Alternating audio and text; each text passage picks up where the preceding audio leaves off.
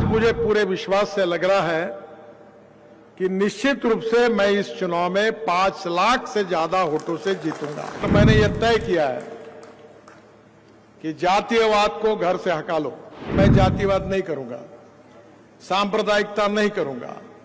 सबका साथ, सबका विकास, सबका प्रयास, ये जो मोदी जी ने कहा उसी के अनुसार चलूंगा। मुझे ये चिंता नहीं है कि मेरे लड़कों को रोजगार कैसे मिले। मेरा कोई लड़का राजनीति में नहीं है। तुमको राजनीति में जाना है तो पोस्टर चिपकाओ, दीवालों पर रंग लगाओ और लोगों में जाओ। आपका ये प्रेम, आपका विश्वास, आज मुझे पूरे विश्वास से लग रहा है कि निश्चित रूप से मैं इस चुनाव में 5 लाख से ज्यादा वोटों से जीतूंगा।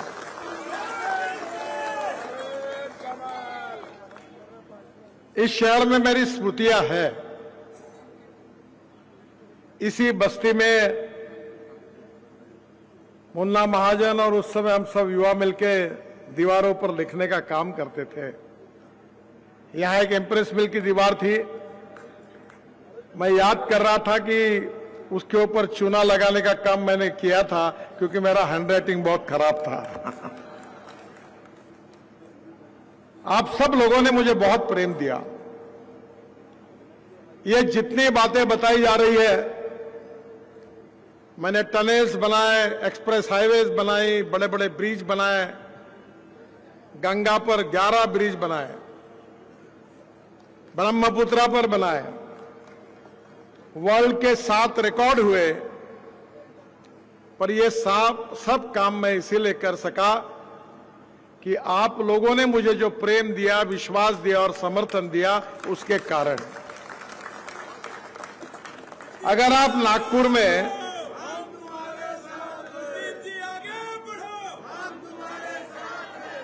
अगर मैं नागपुर में अगर लोकसभा चुनाव नहीं जीतता तो मैं मंत्री नहीं बनता, और मंत्री नहीं बनता तो आपके लिए काम कहां से करता।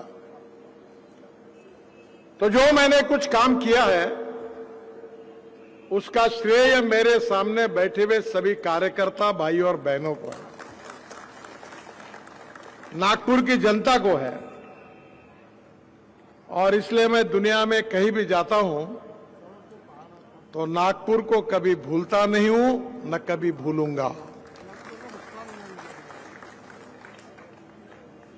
10 साल में इस क्षेत्र में जो काम मेरे द्वारा हुआ है,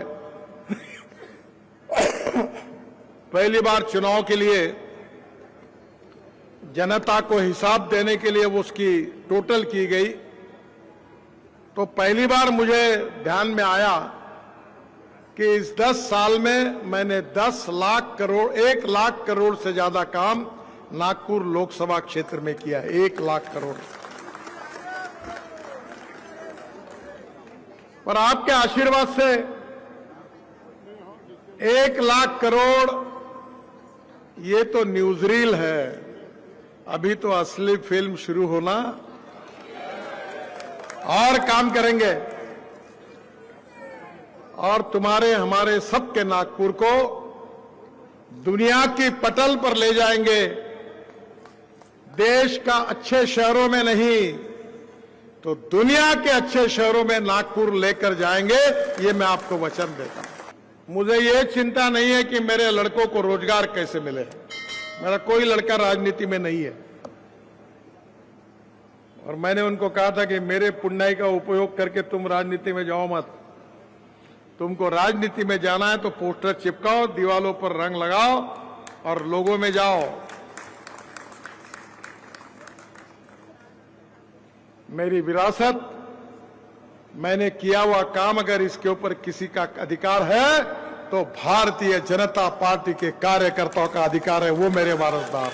मैंने ये तय किया है कि जातीयवाद को घर से हटा लो। नागपुर शहर मेरा परिवार है, आप सब मेरे हैं और मैं आपका हूं। मेरे यहां कोई भी कैंसर, हार्ट का रुग्ण हो, कोई दिव्यांग हो, मेरी मां ने मुझे बताया था कि तुम इनकी सेवा करते रहो, तुमको कोई कमी नहीं होगी। परसों मैंने करीब 90 इलेक्ट्रिक पर चलने वाली ट्राइसाइकिल दिव्यांगों को दी। जब मैं उनके पास गुलाब का फूल दे रहा था, उनके आंखों में आंसू थे। 350 लोगों को पैर लगा के दिए। वो फुटबॉल खेलने लगे, बुलेट चलाने लगे। मैंने मन में कहा कि सब कुछ मिल गया। जात, पंथ, धर्म, भाषा, चाहे दुनिया कुछ भी कहे, जिसको देना है वोट दे। एक आदि के नाराज होगी तो कोई बात नहीं, पर मैं जातिवाद नहीं करूंगा, सांप्रदायिकता नहीं करूंगा। सबका साथ, सबका विकास, सबका प्रयास, ये जो मोदी जी ने कहा है उसी के अनुसार चलूंगा। और कवाड़ी जी, मैं आपको विश्वास देना चाहता हूं कि बाबा साहब अंबेडकर जी ने दिया हुआ संविधान हमारा आत्मा है। इस समाज से छुआछूत, अस्पृश्यता, जातीयता समूल नष्ट करके समाज में समता, ममता, सोशल इक्वालिटी प्रस्तापित करना, ये हमारा जीवन मिशन है। It is a part of life conviction, no compromise. संविधान बदलने का सवाल ही नहीं उठता। यह अपप्रचार किया जाता है कि जिन लोगों ने 80 बार इमरजेंसी के समय संविधान को तोड़ने का काम किया, वो हमारे बारे में अपप्रचार करते हैं कि ये संविधान तोड़ेंगे, आरक्षण को रद्द करेंगे। जब लोगों को कन्विंस नहीं कर सकते तो कंफ्यूज करने की कोशिश करते हैं। आप बिल्कुल चिंता मत करिए। मैं ये मानता हूं कि कोई भी व्यक्ति उसकी जात, पंथ, धर्म, भाषा, सेक्स और पार्टी के कारण बड़ा नहीं होता।